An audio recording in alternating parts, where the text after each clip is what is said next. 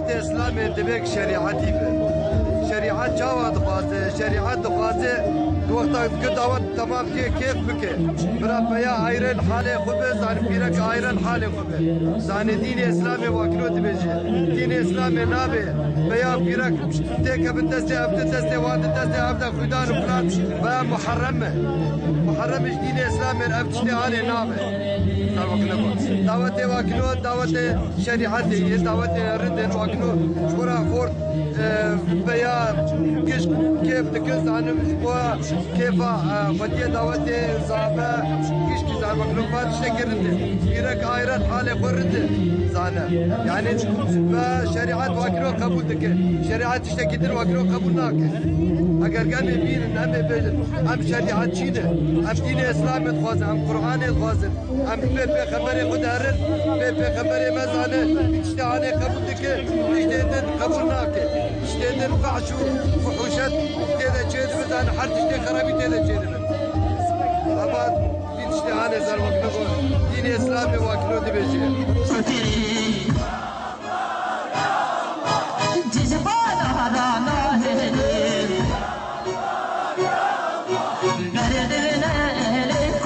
Son zamanlarda İslami düğünlere olan ilgi fazladır.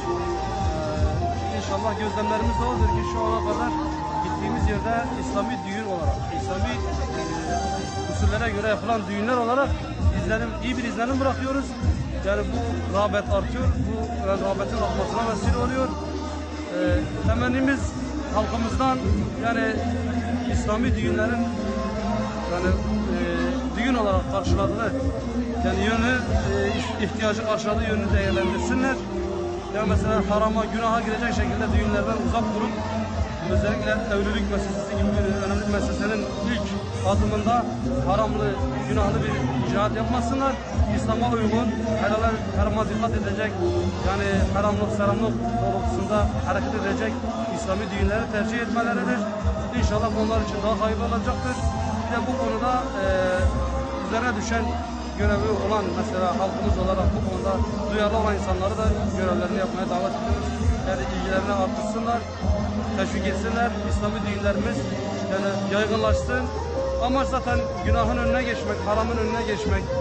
Yani mesela derim ki düğünler ya derim ki haramlı bir şekilde yapılacak. Karışık, kadın erkek, hoş olmayan sözlerin kullanıldığı tarzda müziklerin yani eşliğinde icra edilecek ya da diyelim ki şöyle olacak, sessiz olacak. Yani harama gitmek istemeyen halkımız sessiz bir şekilde, yani eğlencesiz bir şekilde yapmış olacak. Bu da onların için iyi bir şey değildir. Yani normalde düğün eğlenmek demektir, eğlenmeyi gerektirir.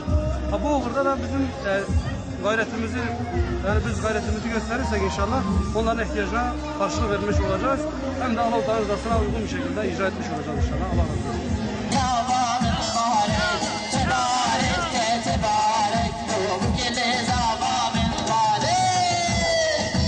Değerli kardeşlerim, hepiniz düğünümüze hoş geldiniz, safalar getirdiniz.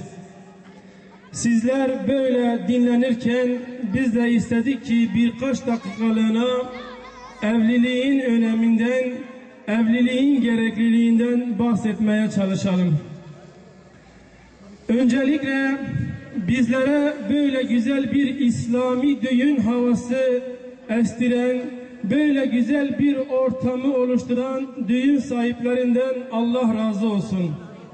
Allah Azze ve Celle hayırlarını kabul eylesin inşallah. Kıymetli misafirler, sizce de malumdur, erkek ve kadınların bir arada olduğu bir ortamda, özellikle cahili düğünlerde Allah ve Resulünün razı olmadığı bir ortamın oluştuğunu rahatlıkla söyleyebiliriz.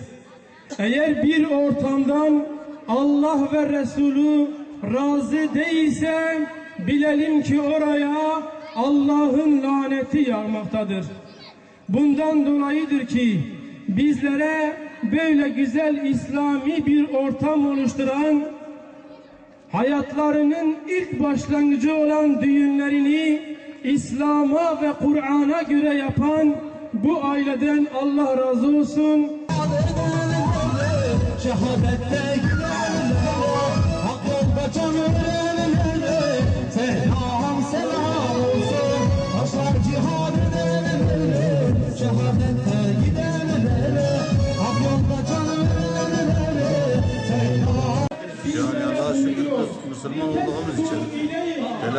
bunları yapmak için ihtiyaç vardır. Biz diyoruz yani.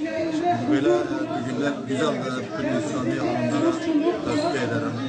Müslüman olan herkese. Yani bu güzel bir şey.